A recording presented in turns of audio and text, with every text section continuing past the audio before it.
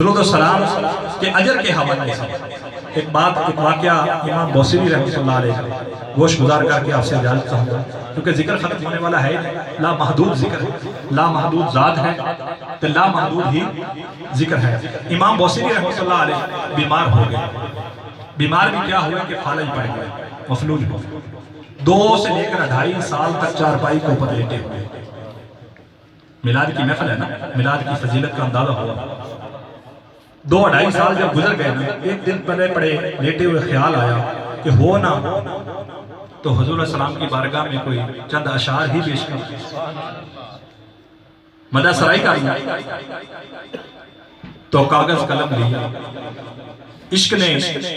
ذوق نے اندر سے انگڑائی ہوئی، اٹھا کر لکھا مولا یا صلی وسلم دائما ابدا علی حبیبک خیر الخلق کلہم۔ قصیدہ تو بہت لمبا ہے لیکن آپ کو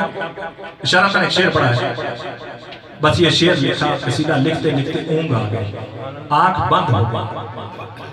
سر کی آنکھیں بند ہو گئی اور دل کی آنکھیں کھل گئی، ظاہر میں سو گئے، حقیقت میں قسمت جاگ گئی، مقدر جاگ اٹھا، حضور علیہ السلام تشریف لے آئے، آقا علیہ السلام تشریف لائے اور مسکرا کر فرما رہے چہرہ وضحا کے ساتھ کہ بوصیری ہمارا جو قصیدہ لکھا ہے وہ تو سناؤ ذرا، ہمارا جو قصیدہ لکھا ہے وہ تو ذرا سناؤ۔ امام بوصیری رحمۃ اللہ علیہ آنکھوں سے آنسو جاری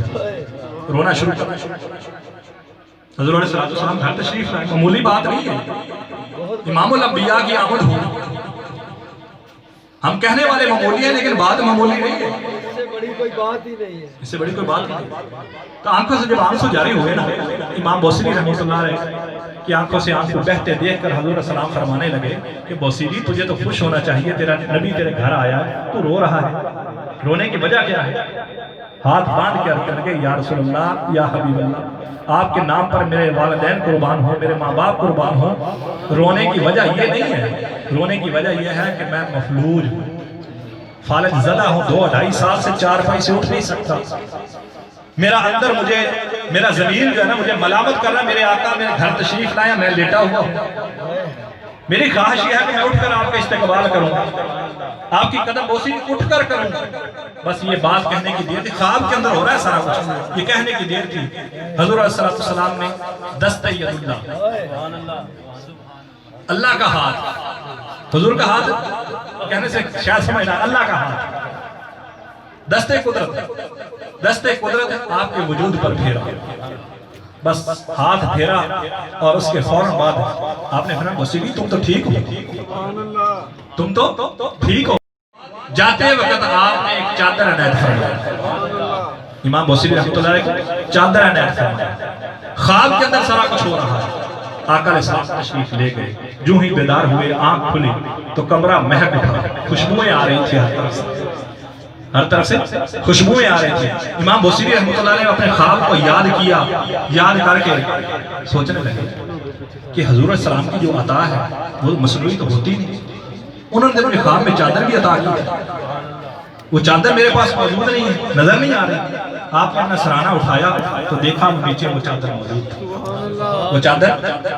موجود تھی نیچے توجہ یار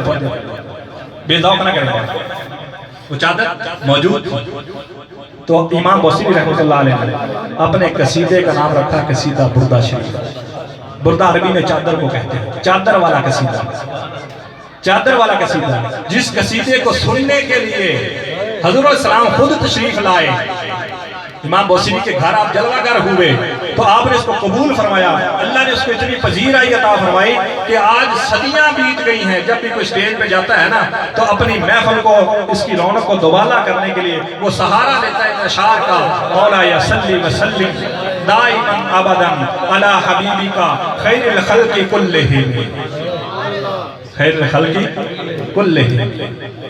تو آپ دیکھئے امام بوصیری نے جو یہ قصیدہ لکھا نا جو حضور نے قبول فرمایا، میں اپنی بات کا نتیجہ دے کے بات ختم کر رہا ہوں، تو اس کے اندر بھی درود اور سلام دونوں، اس کے اندر بھی درود اور سلام دونوں ہیں، نہ تنہا درود ہے نہ تنہا سلام ہے، سلام بھی ہے اور درود بھی ہے، مولا یا صلی درود ہے، وسلم دائماً آبادا، یہ سلام ہے، اور کتنا کیسا فرمایا کہ ہما وقت ہر گھڑی ہر گھڑی ہمیشہ ہوتا رہے، ہمیشہ ہوتا رہے۔ تو دوستان محترم، بات کرنے کا مقصد یہ ہے، کسی بزرگ سے پوچھا گیا بابا جی یہ درود اور سلام اگر جدا جدا ہے تو اس کا اجر بھی جدا جدا ہوگا، اس کا اجر بھی جدا جدا ہی ہوگا، تو اس کا اجر کیا ہے؟ وہ بزرگ فرمانے کے بیٹے جب بندہ درود پڑھتا ہے، جب بندہ درود پڑھتا ہے تو ثواب ملتا ہے، سبحان اللہ، درود پڑھتا ہے تو ثواب ملتا ہے، جب حضور کی بارگاہ میں سلام پڑھتا ہے تو جواب ملتا ہے۔